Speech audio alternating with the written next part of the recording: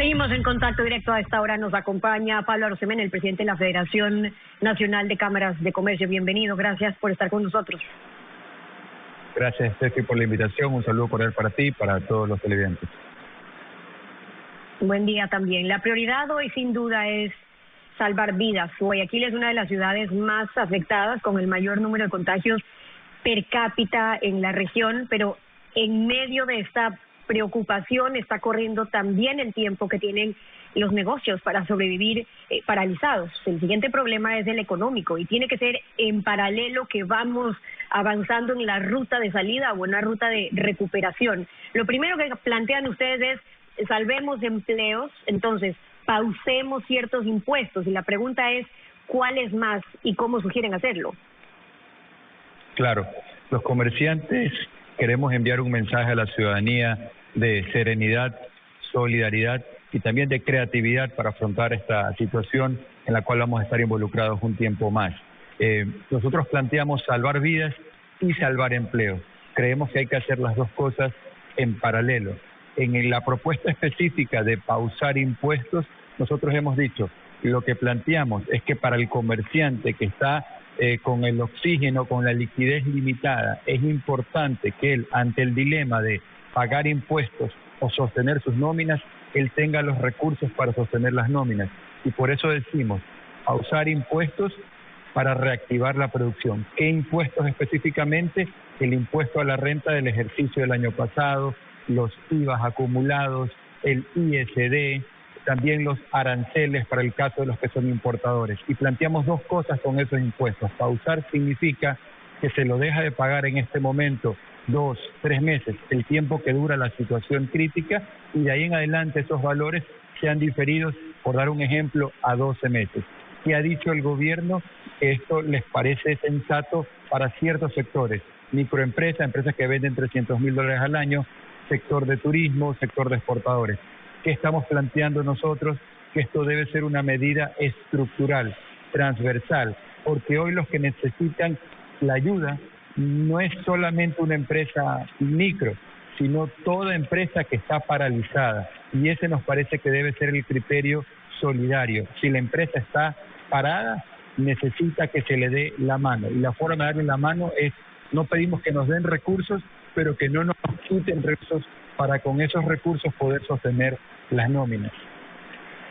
Ahora, esa ruta de escape se debería estar trabajando desde ya finanzas, Ministerio de Trabajo, ustedes, las cámaras del sector productivo, es decir, ¿cómo volvemos a trabajar? Porque el virus sabemos que no se va a ir, es decir, se proyectan estos primeros 120 días de contagio. Las autoridades de salud han hablado de un 60% de la población que podría contraer el virus, es decir, faltan 3 meses todavía para eso, pero luego el virus, como SARS, se quedó prácticamente un año. A la normalidad en sí no vamos a volver, probablemente nos tomará varios meses, y por ende el reto está en cómo van a poder los negocios, los comerciantes, ustedes, adaptarse a una nueva realidad que probablemente no sea de 1 o 2 meses. De acuerdo. Tal vez para rescatar cosas positivas dentro de toda esta situación compleja es que el sector público, el sector privado, yo diría que estamos más unidos que nunca, y eso es algo positivo. Y en esa línea de unión efectiva, como sector privado estamos planteándole al gobierno 3 cosas. Lo primero, que marque el norte.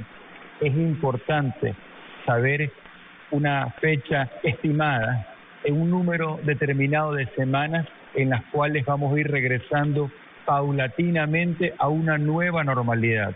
Y así como entramos en una situación de cuarentena y fuimos, bajando el volumen de la actividad productiva, de la misma manera volver a la actividad productiva tiene que ser como ir subiendo el volumen de menos a más.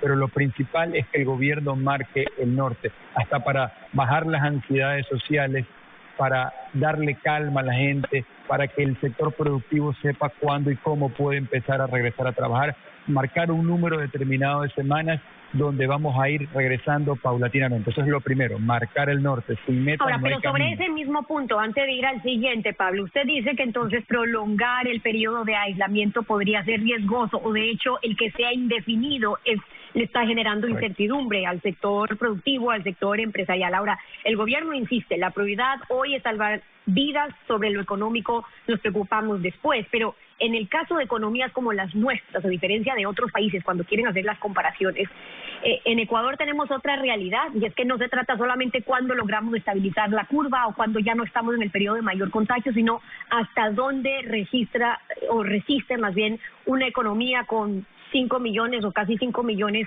de personas que no tienen un empleo adecuado, o en su defecto con pequeñas empresas que tienen hasta determinado tiempo de aguantar. Y por eso mi pregunta un poco, ¿ustedes han hecho algún análisis, conversaciones con los distintos sectores? ¿Hasta cuánto creen que puede resistir el sector productivo bajo estas mismas circunstancias?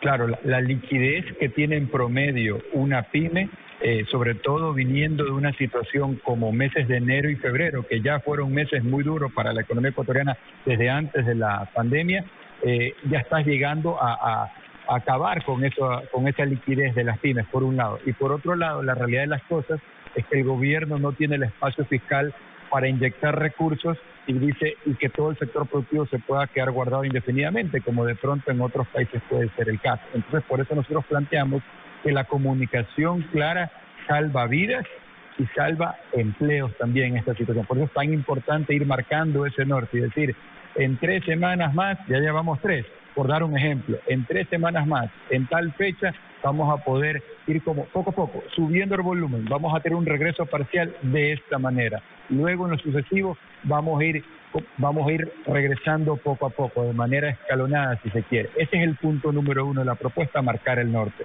El punto número 2 tiene que ver con el cómo. Primero es el cuándo y luego el cómo. ¿Cómo sería un regreso de la jornada laboral? Entonces nosotros decimos, debe ser de forma gradual. ¿En base a qué criterios? Proponemos 3 criterios.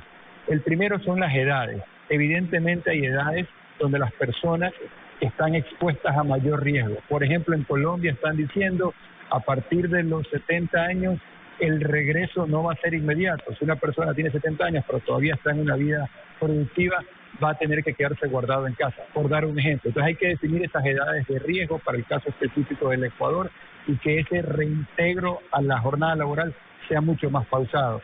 Luego, gente que ya se ha hecho el test, gente que no se ha hecho el test, temas de edades. Lo segundo tiene que ver con los tipos de trabajo. Hay oficios donde la interacción es más directa y otros oficios que no. Por dar un ejemplo sencillo, un peluquero y un ingeniero de sistemas, todos los trabajos son importantes. No me refiero a eso, me refiero a que un trabajo tiene un contacto más directo con la gente versus el otro. Entonces, toda aquella persona que pueda mantener su actividad vía teletrabajo, aún en regreso a la jornada laboral, debería seguirla manteniendo.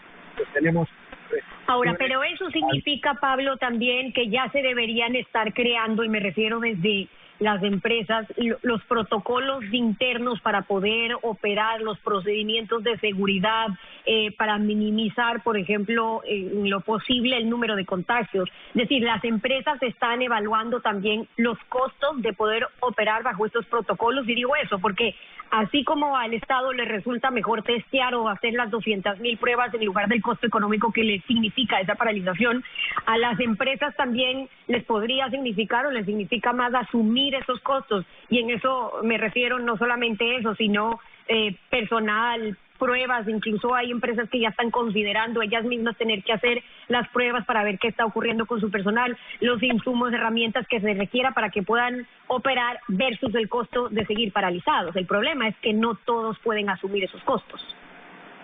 Correcto, por eso nosotros planteamos una suerte de solución mixta, donde el Estado cubre hasta donde puede cubrir, y la empresa privada donde sí lo puede hacer, y tenemos casos de empresas privadas que ya están desarrollando esos protocolos para prepararse para un eventual regreso, pero esa empresa privada que sí puede llevar adelante los test para su personal lo tiene que hacer. Nosotros semanas atrás planteamos la posibilidad de que inclusive se dé algún tipo de incentivo para que la empresa pueda cubrir con eso de ahí. A cambio se le da el incentivo, por ejemplo, a nivel tributario, que pueda deducir el costo de esos de esos test, a cambio de que se comprometa a que personal que da positivo en las pruebas de COVID no puede ser separado de la empresa pues mientras dura toda esta situación que va a ser para algunos meses. Entonces, creemos que esas son las formas. Y tal vez para cerrar la propuesta, la primera era con respecto al cuándo, que hay que definir el norte, ya definir una fecha en semanas de cuándo será el regreso parcial. La segunda, el cómo, con esta discriminación por edades, por tipos de trabajo, si es un negocio que tiene atención y contacto con el público, ¿no? Y lo tercero tiene que ver justamente con lo que tú mencionas, los test masivos. Testear sale más económico que paralizar. Entonces, ahí tenemos que ponernos creativos. Yo mencionaba, hay empresas que lo pueden hacer, hay muchas empresas que no están en capacidad económica de hacerlo, pero con un incentivo económico del gobierno que no le cuesta plata, simplemente a través de deducir impuestos, pero que la empresa a su vez se comprometa a no desvincular a las personas que den positivo. Creo que por ahí vamos encontrando la salida. Lo importante es que nos dicen que mantengamos la calma y hay que mantener la calma, pero la calma cobra mucho más sentido cuando vemos la luz en el camino. Y por eso empezar a hablar de cuánto puede ser el sector parcial buscado de salud a volver a salir a las muchas más cosas. Los retos son para todos, sin duda. Pablo Arosemena, gracias por habernos acompañado hoy en Contacto Directo, el presidente de la Federación Nacional de Cámaras de Comercio. Gracias por haber estado con nosotros. Nos vamos a una pausa, regresamos.